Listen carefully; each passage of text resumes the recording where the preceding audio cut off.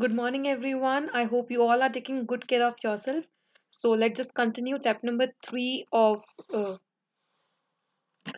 Economics poverty interstate disparities. अच्छा, हमने क्या पढ़ा था कि इंडिया का जो टोटल जो पॉवर्टी रेशियो है वो 22% है। ठीक है, 2011-12 सेंसस के अकॉर्डिंग जो क्या जिससे क्या शो हो रहा है कि इंडिया में धीरे धीरे करके पॉवर्टी रिड्यूस हो रही है।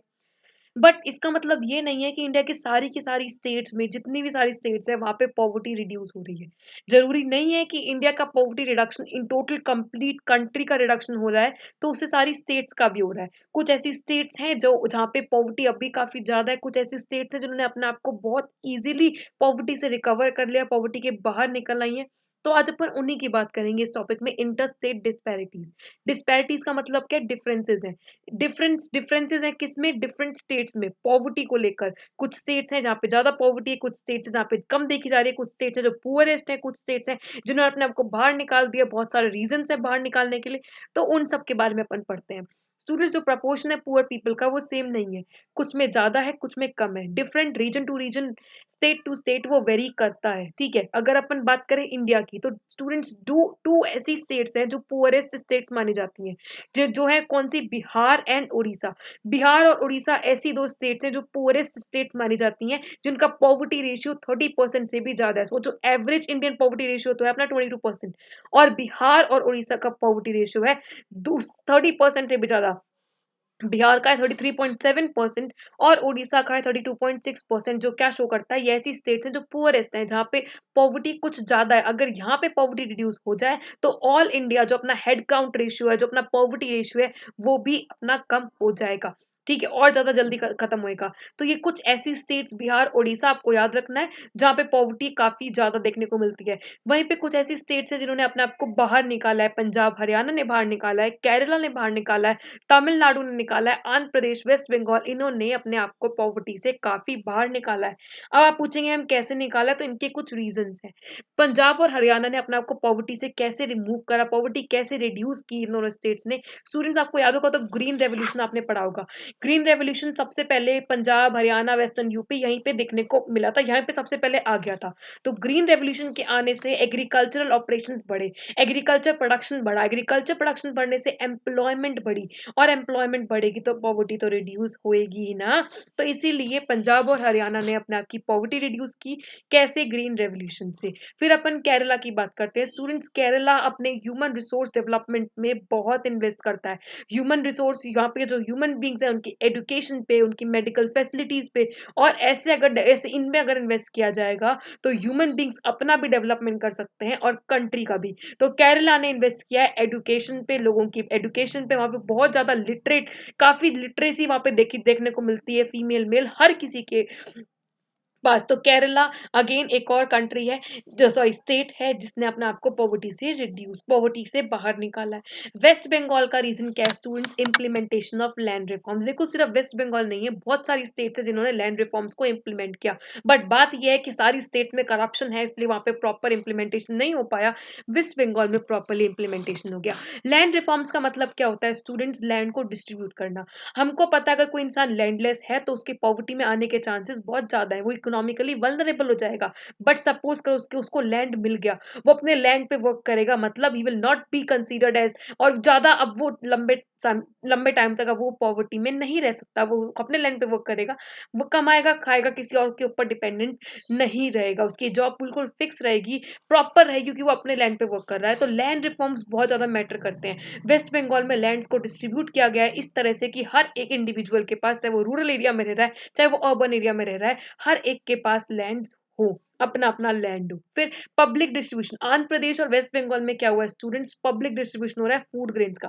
फूड ग्रेन्स को बहुत ही चीपर प्राइस में, बहुत ही सब्सिडाइज रेट्स में डिस्ट्रीब्यूट किया जा रहा है, जिससे लोगों को कैलोरीज जो है, वो कैलोरीज रिक्वायरमेंट वो अपनी फुलफिल कर सके। जब वो कैलोरीज उनको मिलेंगी, वो काम अच्छा करेंगे, तो उनको अच्छे पैसे मिलेंगे, क्योंकि कैलोरीज ने आपके अंदर शक्ति नहीं है तो आप रेजिस्ट नहीं कर सकते किसी भी चीज को, आप इतना अच्छे से काम नहीं कर सकते।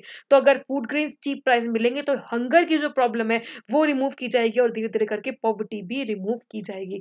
तो आंध्र प्रदेश और तमिलनाडु किस चीज़ पे फोकस कर रहे हैं? Public distribution of food grains at subsidized prices. तो ये कुछ स्टेट्स हैं जिन्होंने अपने आप को पॉवर्टी से बाहर निकाला है। पंजाब, हरियाणा, याद कर लो मेरे साथ, green revolution, Kerala education, West Bengal में आया लैंड रिफॉर्म्स और तमिलनाडु आंध्र प्रदेश में आया है public distribution of food grains. ये 4 रीजंस हैं जिस वजह से इन स्टेट्स ने अपने आप को ओवरकम करा है इस बड़े चैलेंज से। और वहीं पे बिहार, ओडिशा अब भी ऐसी स्टेट्स हैं जो पुअरेस्ट स्टेट्स हैं जिनका पॉवर्टी रेशियो 30% से भी ज्यादा का दिखता है। तो ये है अपना इंटर स्टेट डिस्पैरिटीज। ये टेबल बनी हुई है आपकी बुक में, आप चेक कर सकते हो। देखो सबसे स्टार्टिंग बिहार, उड़ीसा जिनका इतना ज्यादा पॉवर्टी रेशियो है, फिर नीचे आपको दिख रहा है केरला, पंजाब, दिल्ली, आंध्र प्रदेश, हरियाणा, तमिलनाडु। ये कुछ स्टेट्स हैं जिन्होंने अपने आप को पॉवर्टी से काफी बाहर निकाला। इनका पॉवर्टी रेशियो काफी, हेड काउंट रेशियो काफी हद तक कम है। So this is the scenario of India poverty ratio या फिर इंटर स्टेट डिस्पैरिटीज की state to state poverty differ करती है। ठीक है, अब अपन बात करते हैं, जस्ट अ सेकेंड।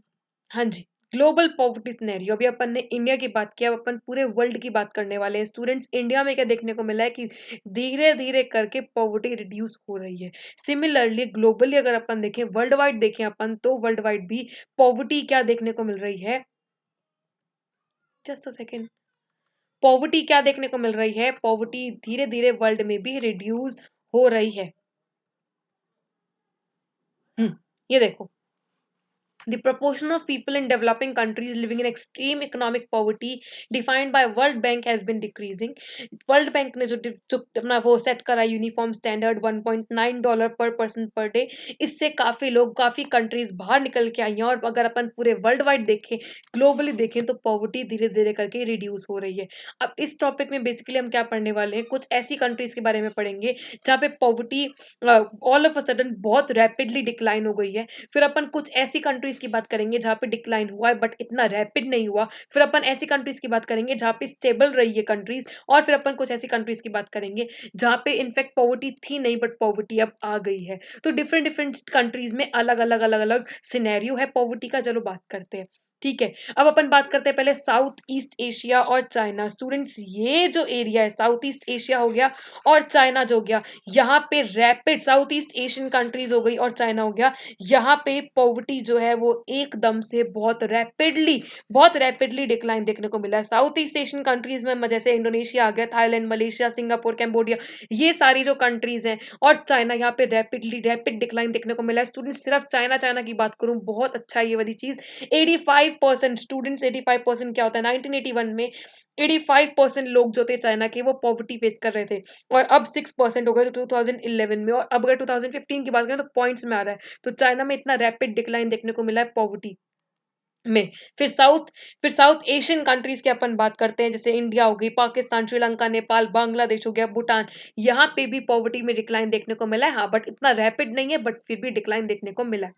फिर अपन बात करते हैं लैटिन अमेरिका, जो जिसमें आ जाएगा आपको मेक्सिको, ब्राजील का, कोलंबिया, क्यूबा, अर्जेंटीना। यहाँ पे क्या है, और कैरिबियन, यहाँ पे पॉवर्टी रेशियो में इतना कुछ खास चेंज नहीं मिला। तो जितनी पहले थी उतनी ही अब है, तो स्टेबलाइजेशन है यहाँ पे।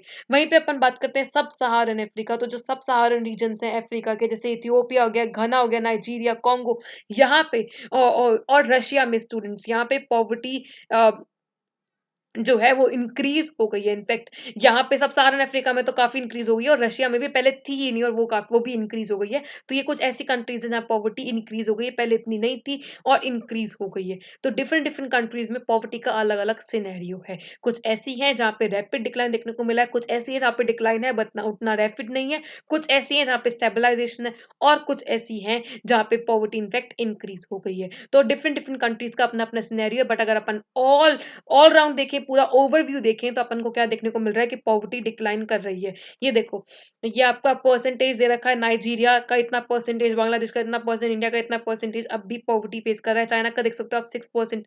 और मिलेनियम डेवलपमेंट गोल नहीं, यहाँ सस्टेनेबल डेवलपमेंट गोल का जो एम है वो क्या है, 2030 तक पॉवर्टी को 100% क्या करना, रिड्यूस करना। और ये भी टेबल आपकी दी हुई है जिससे आप समझ सकते हो कि किस तरह से पॉवर्टी रिड्यूस हो रही है। So that's it for today students. Causes of poverty अपन करेंगे नेक्स्ट लेक्चर में। This is all about global poverty scenario. So there are two questions that you have to tell me the answers of those. You have to tell me the answers in comments. The very first question is you have to tell me the two states which are the poorest, which are called as the poorest states in India. ठीक है, poorest states with high poverty ratio. ठीक है, ये two states बतानी है. The second question. Okay, Kerala ने किसमें invest किया है अपने आप को पॉवर्टी से बाहर निकालने में? केरला ने किसमें इन्वेस्ट किया अपने आप को पॉवर्टी से बाहर निकालने में? और लास्ट थर्ड क्वेश्चन क्या है? स्टूडेंट्स, कौन सी ऐसी कंट्री है जिसमें पहले 85% थी पॉवर्टी रेशियो 1981 में, और 2011 में वो 6% रह गई? रैपिड डिक्लाइन देखने को मिला कौन सी कंट्री में? So these are the three questions and you have tell me the answers of these three questions in comments. So that's it for today, students. I hope you understood everything, and still if you have any doubt or query, feel free to ask me. Thank you and bye bye.